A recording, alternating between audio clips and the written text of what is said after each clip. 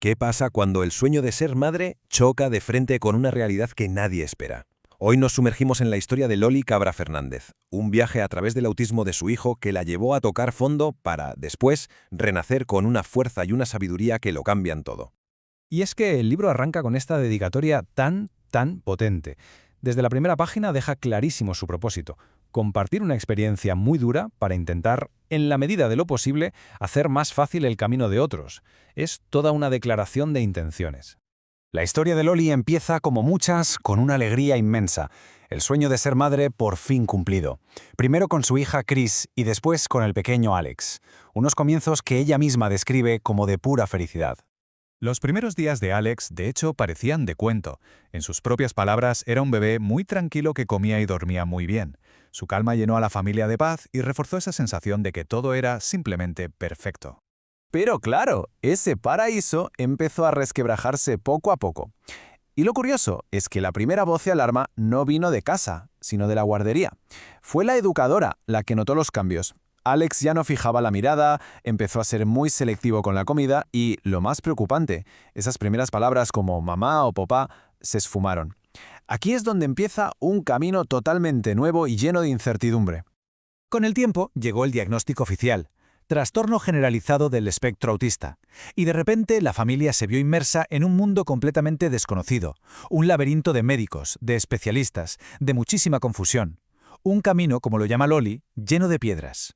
Para intentar ponerle nombre a todo ese caos emocional, Loli se apoya en las fases del duelo. Porque esto es importante. No hablamos solo del duelo por la pérdida de un ser querido, sino del duelo por las expectativas, por ese futuro que una se había imaginado. Es el duelo por una realidad que lo cambia absolutamente todo.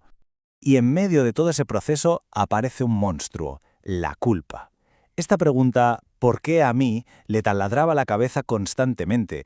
Loli cuenta cómo se sentía culpable, pensando que quizá había hecho algo mal durante el embarazo. Es una carga emocional brutal y muy común en padres que reciben un diagnóstico así de inesperado. Si la infancia ya había sido complicada, la adolescencia, con toda la revolución hormonal y física que supone, se convirtió en una auténtica bomba de relojería. El cuerpo de Alex se hacía más fuerte, pero su incapacidad para comunicarse con palabras hacía que su frustración creciera y creciera sin control. Y aquí llegamos a la pregunta del millón, la pregunta que lo cambia todo. ¿Cómo se gestiona una crisis así? ¿Cómo puedes calmar o ayudar o simplemente entender a alguien que está sufriendo muchísimo, pero no puede decirte qué le pasa, qué le duele o qué necesita? La situación en casa se fue de las manos, hasta un punto insostenible. Las crisis eran diarias, había agresiones físicas, objetos volando por los aires, noches y noches sin dormir. La familia acabó aislándose por completo y las llamadas a emergencias y los ingresos en el hospital se hicieron, por desgracia, habituales. Loli lo dice sin tapujos: su hogar se había convertido en un campo de batalla. Tocar fondo. A veces es necesario para poder coger impulso. El punto de inflexión fue la decisión más difícil de sus vidas: buscar una plaza en una residencia para Alex. Fue un momento de un dolor indescriptible, pero también fue la chispa que encendió la increíble transformación personal de Loli. Y esta frase lo es todo. En medio del caos más absoluto, Loli tuvo una especie de revelación. Se dio cuenta de que, vale, no podía cambiar el autismo de su hijo, pero sí que podía cambiar cómo respondía ella a la situación. Decidió dejar de ser una víctima para convertirse en la protagonista de su propia sanación. Este es un ejemplo perfecto de ese cambio de chip. Fijaos cómo transformó sus creencias. Pasó de un pensamiento que la limitaba, como «no soy lo suficientemente buena», a otro que la empoderaba: «puedo aprender y adaptarme para ser el mejor apoyo posible». Este cambio de mentalidad lo fue todo. Y aquí llega el gran descubrimiento, la clave de todo. Loli entendió que cuidarse a una misma, conocerse, sanar las propias heridas, no es egoísmo. Todo lo contrario, es un acto de amor fundamental. Porque para poder ser el pilar que tu familia necesita, primero tienes que asegurarte de que tú no te derrumbes. Y todo este viaje, todo este dolor y este aprendizaje, no se quedó en una simple reflexión, no. Loli lo convirtió en algo tangible, en algo práctico. Creó la metodología Alex, un sistema que nace directamente de su experiencia, diseñado para guiar a otras personas que estén pasando por algo parecido. Es transformar el dolor en una herramienta. El nombre, como no, es un homenaje precioso a su hijo. Cada letra del método representa un pilar, un paso fundamental en ese proceso de sanación y de crecimiento personal. Vamos a verlos muy por encima. El primer paso es la A de apertura, y esto se basa en 3 ideas clave.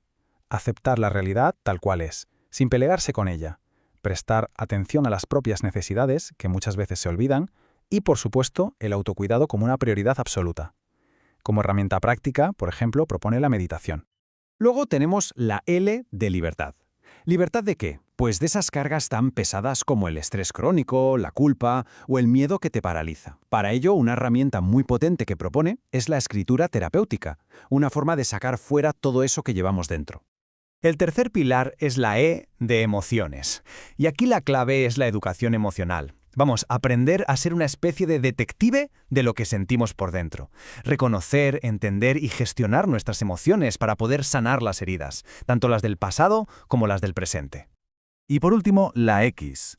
Una X que significa dos cosas. Por un lado, expansión de la conciencia y compartir lo que se ha aprendido con los demás. Y por otro, extraer la alegría de las pequeñas cosas del día a día, cultivando la gratitud. Como bien dice la frase, la gratitud convierte lo que tenemos en suficiente. Y cerramos con esta reflexión, que me parece brutal. Después de un viaje tan intenso, la gran lección de Loli es que la felicidad no es una meta lejana que alcanzar, sino que son esos pequeños instantes que vivimos a tope cuando estamos de verdad en el aquí y en el ahora. Una idea que nos invita a todos, tengamos la vida que tengamos, a buscar esa presencia en nuestro día a día.